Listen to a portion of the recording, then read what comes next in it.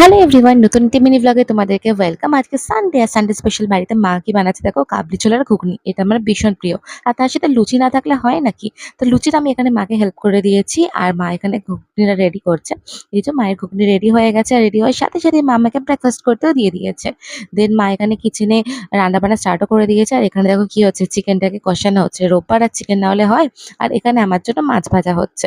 তো লাঞ্চ করতে বসে গেছি ভাত, শাক, মাছ ভাজা আর অনেকটা ঘি দিয়ে, বিকজ ঘি আমার ভীষণ প্রিয়। তো তারপরে খেয়ে দিয়ে উঠে আমি একটুখানি পেয়ারা মাখা বানিয়েছিলাম। তো সেই পেয়ারা মাখাটাই খাচ্ছি। ভীষণ টেস্টি হয়েছিল কিন্তু। তারপরে রাত্রিবেলা এখানে মাছের ডিমের বড়া বানাচ্ছি। মুচমুচে এই মাছের ডিমের বড়ার সাথে গরম, গরম ভাত খেতে আমার ভীষণ ভালো লাগে। আর আজকে তো মাদার্স ডে, মাকে সেরকম কিছু দেওয়া হয়নি। তো মা বলছিল ডাইনিং টেবিলে রাখার জন্য একটা ফুল আনতে অনেকদিন থেকে।